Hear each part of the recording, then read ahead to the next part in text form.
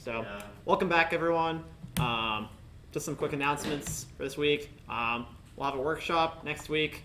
Be going over Game Jam prep. So, just kind of running through sort of like what the Game Jam is like, anything that might be worthwhile to know beforehand, and like other stuff like that. We'll also have like sort of like a mini workshop, just like if you've never used like GitHub for like working collaboratively, stuff like that. So, worthwhile to know. Semester Jam's still ongoing. Theme is hostile.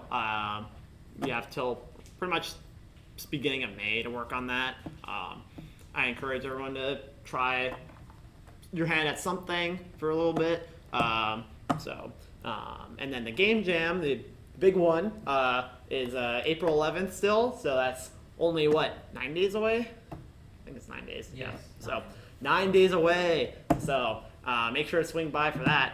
Should be a very fun time. So Marston 2300. Anyway, today we're talking about game modding. So modding is, of course, for the community. It's not really like a official thing done by So yeah, mods are obviously created by the community. Pretty much all of them, especially unofficial ones, have to be free just for copyright, because usually they're not made with a direct endorsement from the developers. And so a lot of games implement modding support in their games, or like developers implement them into their games. Some of them do it not so great. Some of them do it pretty well. Minecraft is a pretty good example. It's not official in any capacity, and it's like hit or miss depending on how you view it. But modding Minecraft is fairly simple. On paper, it's basically just you install a loader and you just put in the mods, and that's all you really need to do. Or if you want to do something like resource packs, that's like actually officially supported. Data packs are also a very common way of doing it now, where it's like only uses stuff contained within Minecraft, so it's a lot more safe for people to download. You're never gonna get, not never. It's a lot less likely to have malicious code in a Minecraft data pack than a Java file. So, and again, it's kind of officially supported. Java has a lot more modding support just because it's been around longer, and it's an easier system architecture to work with, and all the tools are mainly for that, compared to Bedrock, where there are official mods sort of things. You can buy them on the store. I think I don't play Bedrock too much, but that's what I'm vaguely remember. It helps people who are up and coming developers and other stuff like that. It's not the worst thing. It's not very consumer friendly, but Yeah. so I don't but like Bedrock if you can't tell. but yeah, there's a lot of different mods for Minecraft. You can obviously change visuals and stuff like that, or you can add stuff like guns. Other examples like Skyrim, there's a ton of mods for that, unlike Nexus. There are actual officially supported ones. I believe there's a mod manager within the game, I think specifically for the special edition, but it's a fairly popular mod, or game 2 mod, with a lot of stuff from just basic tweaks to larger enhancements. So Terraria has somewhat more close to official, with Team Mod Loader, where it's almost all but official through Relogic, because there is an actual launcher you can it's an add-on on Steam, I think. But Steam mods. yeah, and then it has all of the actual you can subscribe on Steam, the workshop, to download stuff really easily. A lot of more larger content stuff, so adding a bunch of new weapons, bosses, music, all that sort of stuff, quality of life, the works. So it's very easy to install mods for games like this, where it's just it's basically just you click one button and you have a mod loader. So Gary's Mod's another one where it's literally just built into Steam. The entire game is kind of built around sort of modding it, as it's a sandbox game. So very simple to just add in different character models, game modes, all that fun stuff. So Fallout, similar situation to Skyrim, of course, where they add a wide range of features and new gameplay mechanics, stuff like that, and it's largely built into the actual game. You can add more beyond that using different mod loaders, but it's basically just a directly built into the game. You can just buy Fallout 4 and you can load up whatever weird mod you want to use. So, GTA 5 is also similar, where you can add a lot of different stuff. It's not as simple, but I'm pretty sure almost all of the mods are just like script based, so it's like drag and drop. It's fairly simple, and most of them aren't gonna like break with one another. So, unless of course they're like modifying like similar files, but that's the extent of it really. Left 4 Dead 2, similar to like Gary's mod, where it's just you just can open up the game in Steam Workshop. Largely, it's more like client-side based. Actually, I think pretty much all of it is client-side based for the most part. You have to run a local server to use any script mods. Yeah, so you can literally just play with your friends with it. You don't have to have them download anything. You can just be like, yeah, I really want like the zombies to be from Minecraft sort of thing, or like you just replace your like SMG with like a cat sort of thing. And then like mod distribution is also something important to talk about, because a lot of these games, it might not be officially supported, but they have like systems that make it pretty easy to install them. Steam Workshop is by and large the easiest one, because you just buy the game on Steam and you can just open up the Steam Workshop. CurseForge supports a lot of different games. I think mainly Minecraft is the one that they have the most on there. Nexus is also a fairly popular one. Pretty much most PC games, I think, use Nexus, largely for like all their stuff. Most of these all are functionally the same thing. They just help you install them easier, because that's honestly probably the hardest part, is just installing them and making sure things work. Because you're running third-party code, it's not gonna be as clean as just like the base game. So, Game Banana, a lot more like I think like console-based games on there, similar sort of thing. And you just have like community forums online, but then just community forums where they just have sort of assortment of random different things. But so different types of different forms of modding. So more programming heavy mods. So this includes like frameworks, fixes, optimizations, like networking stuff, and like gameplay additions. So I know there's like Optifine, which is like a really well-known Minecraft framework that both can overhaul sort of like lighting, it can help the game run faster, add additional features and stuff like that, like connected textures and all that. A lot of fixes, so like there's the unofficial like Fallout 4 patch, which basically makes the game playable to an extent, because without like stuff like that for a lot of Bethesda games, they don't run particularly well. So and like networking, so like I know Elden Ring, I personally play with this quite a bit. There's like the seamless co-op mod, so like inherently like Elden Ring and like a lot of FromSoft games have like multiplayer, but it's not like just you can just play with one of your friends. There's like the caveat of like, oh, you can get invaded, and like that's very fun, but probably not for everyone. I don't think it's the most enjoyable thing in the world to be like struggling with an area already and having some guy who's like gonna one-shot you with a katana is like the most enjoyable thing to go through. So, but and then just other like gameplay additions. So like I don't know, I think there's like a big like Fallout 4 mod, like Fallout Miami, I think, that like basically just adds like a whole new campaign. Yeah, and then for like visual mods, that's like, of course, like shaders and stuff for like Minecraft. I know, actually I have a link on here. GTA 5, I know they just had like the PC like remastered edition sort of thing, but there is also like a ray tracing mod that was like released a while back. There's a screenshot of it there, but that's not a clickable link. Give me one moment. It's largely just, you know, the same base game, but using a ray tracing engine to like actually like improve the like visuals quite a bit. Because like honestly, this doesn't really look like GTA to me as much, because it's known for its more like flat lighting to me. You were on a different engine. Well, and like GTA 5 is like a, what is it, 13-year-old game now? It came out in like 2013. Oh yeah, 2013, that was it. But because like yeah, a lot of like these shadows are a lot like more, not intense, but like higher resolution. All the like reflections on the car are not normally there, of course.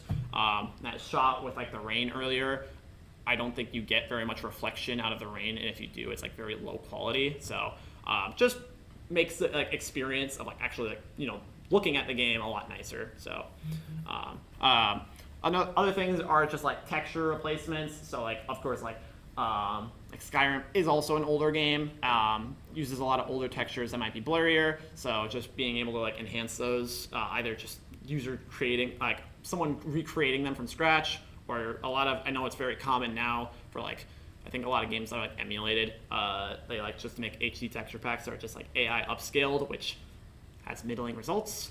But and then user interface stuff. Skyrim is another good example of this, where your user interface is not super intuitive. So a lot of people have taken upon themselves to like, rework it so it both looks easier, like it's easier to navigate, and also just like looks better. So kind of some common applications of more like visual stuff. But audio mods, most of the time it's just like adding a funny song or like adding additional songs on. It's very common to just replace because audio files are pretty large. So other things are also just like putting in funny sound effects or like new voice lines, the works. So there is that one dynamic surroundings mod for Minecraft where it like adds more immersive audio. So I think like, how does it normally do? It's like, it's more 3D audio sort of thing. And adds like additional sound effects like reverberation, if you're in like a cave, or like if you're, yeah, or if you're in like underwater, it'll be like a little more muffled sort of thing. We'll just go back to it. So you get the idea though. I can explain it. You can just look it up on your own time if you want, but or you already know about it. Another thing is also just like big content / gameplay mods. Minecraft has like the Ether mod, which adds an entire like new dimension, whole bunch of like creatures you can find, stuff like that, new items, weapons, the works. There's also like a Calamity mod for Terraria, where it adds just like a bunch of new bosses and like expands off like past what the game normally goes. So like there's a like normal ending where you like fight the Moon Lord, and then it adds like, I think like what, 10 new bosses after that. So can help you get a lot more time out of a game, more replay value, just seeing things in a new light sort of thing. So dangers of modding though are very important to talk about, because it is, you are always running a risk by installing them. It is very easy to assume that the things you are downloading are safe, but believe it or not, sometimes people on the internet are not nice, or lie even, and will, put malicious code into your games that the mods you're trying to download. So, additionally, like devs might notice you doing it. Like if you make like a cheat engine for like Counter-Strike, people are gonna catch on, and generally that's pretty bad both for like players and developers, because like a lot of time most mods can kind of be seen as cheating to an extent. It's not always, but especially for multiplayer games, it can kind of lessen the experience for everyone around them. But also prone to crashing. You are running a lot of things that were not intended by the developers, so it's pretty much not ever guaranteed that it's going to run well. So it's always important to consider that. And if the game's not running well, you can probably point it towards the mods, like the 200 mods you have installed in Minecraft. Just a theory, but there are a lot of positive benefits though to modding. Of course, it is important to be aware of the problems that can come from it, but there are a lot of problems that can be solved by it. Modding often builds like a strong sense of community among players. It's people who are like really dedicated about a certain game, and like interested in fixing things up or like adding more to it.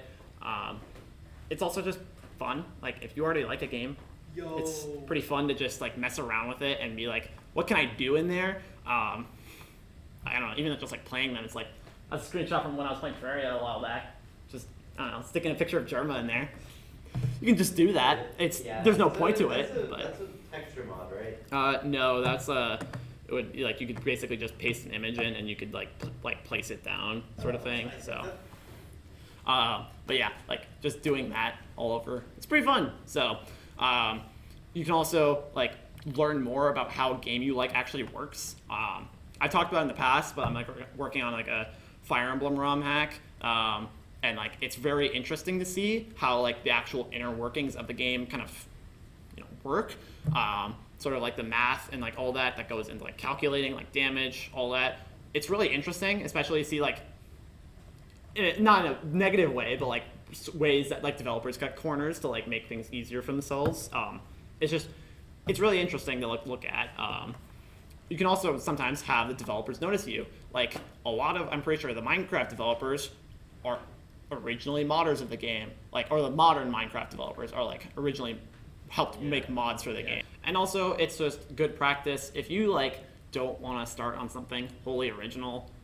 If you want to just refine your like programming art skills, it's a really easy route to go because you don't have to like create something completely from scratch. You can just kind of like start working on something that's already been made and just build upon it. I'm not saying it's the perfect way to get better, but it is interesting. It's an interesting route to take. So now modding supporting games. Of course, I've already talked about this a little bit, but like native support, a lot of games just have support already built into it. The user actually doesn't need to do anything other than just click a button and it just downloads it. And these are like always directly permitted by the developers, and usually there's a lot smaller of a selection because they curate it a little more. You're not going to find anything like super raunchy or super out there on there. So, but these options are usually like just a little more limited in what they have. But there's also then unofficial support, as you'd expect, where it's a lot more like community driven. Typically, it is usually against a EULA somewhere that you signed, but most of the time, it's not going to be a huge problem if you're doing it. And a lot of the time, it's going to be really jank, and you have to install a lot of weird files. But yeah, so like it's never like explicitly allowed by the developer. But yeah, a lot of time it's going to be just more of they turn their head away and don't really acknowledge it, and you just kind of exist in a little bit of a gray area. So some tips for like adding support if you are working on a game and you're interested in implementing it in some sort of way. Try modding it yourself.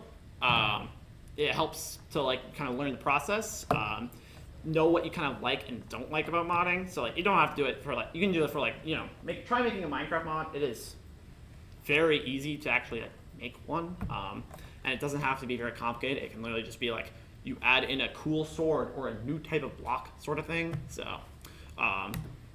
and also a lot of like mod developers, they try to make it as simple as possible to the best of their ability, so that like you can actually understand how to put in the mods that you're working on, because like without documentation, the average person is not going to be able to figure out how to install complex mods and stuff like that. Also, largely, like if you're using like scripting language, it can help prevent malware because people actually can look at what you're trying to put into their game. So, but if you are trying to make mods, do your best to make mod loaders. Do your best to make like guides, tutorials, and stuff like that, just so it helps everyone overall. Readmes on like GitHub make projects usable largely. So, and there's no like objectively correct way to do it because like every game is different. Do it in a way that makes sense for your game. If you're making a large like multiplayer game, maybe don't bother with mod support just because you don't want to really like influence cheating in any way. If you're making an open world like sandbox game, by all means go for it. So, but it's ultimately up to your discretion whether or not it makes sense for your game. And a lot of the time, sometimes if you have a like idea that's strong enough, you could have a mod that kind of builds into its whole like full ass game sort of thing. Because like Dota and like Half-Life or Counter-Strike both stemmed from like mods of like similar games. So it's always worth considering that if you have an idea that's good enough, it might honestly work better as an actual game of its own rather than a mod of another game. So, and also you can actually sell that because it's your own product then. So, but yeah, just some quick reminders then. We have a workshop next Wednesday, of course. We'll be going over the game jam. What? You said a workshop. It's kind of a workshop. It's like there's a mini workshop in it. So, workshop/meeting. We're just going over game jam prep. So if you are interested in attending the game jam, and you've never done it before, I strongly encourage to swing by. Semester jam, still ongoing. Make sure to come by for that, or not come by for that, but like start on that if you're interested. And then yeah, the actual game jam is coming up 9 days. So be there, be square. It's gonna be awesome. So otherwise, go forth, make games, be awesome. So.